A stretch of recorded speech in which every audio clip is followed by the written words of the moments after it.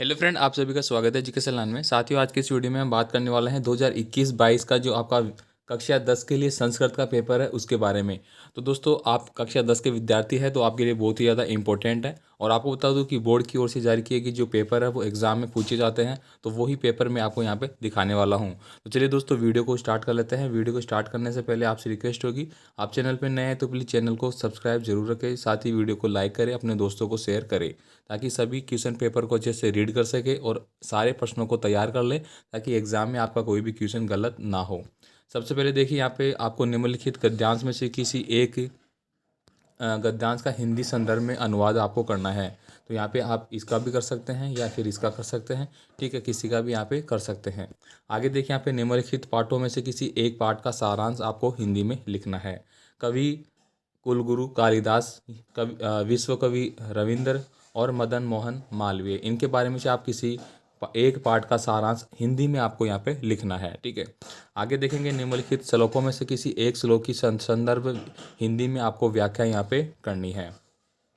यहाँ पे आप कौन कौन सा कर सकते हैं, भाष्य पश्यसि यथेन त ब्रूहि पुनर्वचन, सिर पश्यामी भास्म न गात्रमिति सो ब्रवती, यानी कि इसमें से आप कर सकते हैं। आगे देखिए, यहाँ पे क्वेश्चन नंबर 4 है साथियों, वो आपको पूछा गया है कि निम्नलिखित सूक्तियों में से किसी एक सूक्ति की संदर्भ हिंदी में व्याख्या आपको करनी है। यानी कि दोस्तों, कुछ क्वेश्चन है जो कि हिंदी में आपको करवाए जा रहे हैं, कुछ आपके इंग्लिश में भी करवाए जा रहे हैं।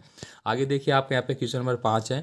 क्वेश्चन नंबर 5 है, निम्नलिखित में किसी एक श्लोक का अर्थ संस्कृत में आपको लिखना है। अब यहाँ पे 2 श्लोक आपको दिए गए हैं, किसी एक का आप यहाँ पे कर सकते हैं, ठीक है। जैसे अभिवादन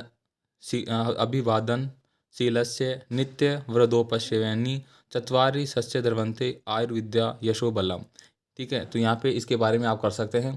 आगे हम बात करेंगे, यहाँ पे निम्नलिखित में से किसी एक पात्र का चरित्र आपको यहाँ पे लिखना है।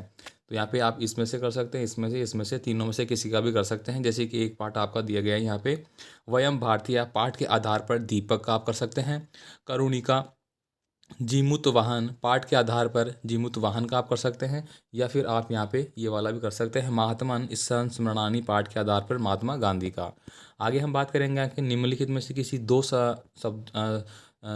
प्रश्नों के उत्तर आपको संस्कृत में आपको यहाँ पे देने हैं। महात्मम कुत्र जन्मे लेभे, ठीक है। जीव वातनम कश्य पुत्र आसीत, सुमेधा काश्य तनिया आसीत। तो किसी दो का आपको यहाँ पे देना है। क्वेश्चन नंबर यहाँ पे 8 देखेंगे आप, निम्नलिखित में से सही विकल्प आपको चुनाव करना है, ठीक है। इक प्रत्याहार के वर्ण, यानी इक प्रत्याहार के जो वर्ण है वो कौन से, इनमें से आपको टिक करना है। आगे देखेंगे, निम्नलिखित में से किसी एक वर्ण का उच्चारण स्थान है वो आपको बताना है। तो यहाँ पे त क च प, तो यहाँ पे जैसे प है उसका उच्चारण स्थान अपने होठ से होता है। क है जो किससे होता है, तालु। अक है विश्रामनामा, ठीक है, यानी कंठ से होता है। इस तरह से आपको इनका आंसर बताना है। निम्नलिखित में से किसी एक पद का संधि विच्छेद करके संधि का नाम भी आपको लिखना है। हरिवंदे, ठीक है। नेक्स्ट में कुछ चिंत, नमस्ते, निर्दय। नमस्ते का आप कर सकते हैं नम, ठीक है, नमः प्लस ते कर सकते हैं, ठीक है। नमः प्लस ते क्या बन जाएगा, विसर्ग संधि का उदाहरण है और ये नमस्ते बन जाएगा। आगे देखिए, निम्नलिखित विकल्पों में से सही विकल्प का आपको यहाँ पे चुनाव करना है 4 ऑप्शन के अकॉर्डिंग, ठीक है। क्वेश्चन नंबर 10 है साथियों, निम्नलिखित में से किसी एक शब्द का रूप आपको यहाँ पे लिखना है। यानी कि यहाँ पे राज्य, तृतीया विभक्ति, एक वचन वगैरह ये दिए गए हैं, देख लीजिए फटाफट से। आगे देखिए, यहाँ पे क्वेश्चन नंबर 6 है अगला, वो आप देख लीजिए, इसमें भी आपको विभक्ति वगैरह पूछा गया है। क्वेश्चन नंबर 11 देखिए, निम्नलिखित में से किसी एक धातु का रूप में निर्धारण अनुसार आपको यहाँ पे लिखना है। इसकी मैं नेक्स्ट भी आप देख लीजिए। क्वेश्चन नंबर 12 आप बात करेंगे यहाँ पे, निम्नलिखित समस्त पदों में से किसी एक पद समास का विग्रह करना है, ठीक है। एक किसी भी एक पद का आपको क्या करना है, समास विग्रह करना है। जैसे त्रिभुवन मान लीजिए, तो तीन भव, त्रिभुवन कौन हो गया, तीन, तीन भवन का समूह है, ठीक है, त्रिभुवनम। यशोदान, यशोदान का कर सकते हैं यश, यश प्लस दान हो गया, ठीक है। उपागम का कर सकते हैं। इस तरह से आप इनका करना पड़ेगा। जैसे कि त्रिभुवन का क्या हो गया आपका, द्विगु समास हो गया। यशोदान में कौन सा हो गया, यश प्लस दान, जिसके लिए दान हो गया तो तत्पुरुष समास हो गया, इस तरह से। आगे देखिए, प्रतिदिनम में समास कौन सा है, तो प्रतिदिन में दोस्तों आपका अवयवी समास है, ठीक है। Option number B correct answer हो जाएगा। नेक्स्ट देखिए, 13 नंबर का क्वेश्चन है, निम्नलिखित रेखांकित पदों में से किन्हीं दो पदों में निर्देशानुसार विभक्ति का नाम आपको यहाँ पे लिखना है। यहाँ पे किसी को लिख सकते हैं दो का। आगे देखिए, निम्नलिखित में से किसी एक पद में धातु और प्रत्यय आपको लिखना है, कि मतलब मूल धातु और प्रत्यय आपको छांटना है, ठीक है। जैसे कि पट है, तो पट में मूल धातु पट हो गई, प्लस ये है वो यहाँ पे क्या हो गया, प्रत्यय हो गया। इस तरह से आप छांट सकें, ठीक है।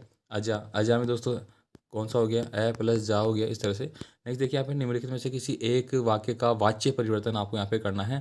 ठीक है, तो वाच्य परिवर्तन सीता पत्र लिखती, मया गमयन्ति, बालक गीता पठन्ति, इनमें से कर सकते हैं। निम्नलिखित वाक्यों का संस्कृत में आपको अनुवाद करना है। आप लोग बोलते हैं, ठीक है, इसका संस्कृत में करें। तुम राम या हरी जाता है, इस तरह से करें। इन सभी का आपको करना है। क्वेश्चन नंबर 17 देखिए यहाँ पे साथियों, निम्नलिखित विषय में से संस्कृत में 8 वाक्य में निबंध आपको लिखना है। तो इनमें से आप किसी पे भी क्या कर सकते हैं, 8 वाक्य में एक निबंध लिखना है। सदाचार पे, सत्संगति, राष्ट्रीय एकता, पर्यावरण और विद्या। आगे देखिए, निम्नलिखित पदों में से किन्हीं 4 पदों का संस्कृत वाक्य में आपको प्रयोग करना है। गणेश, यानी कि एक वाक्य आपको बनाने पड़ेंगे ऐसे जिनमें कि इनका प्रयोग होना चाहिए।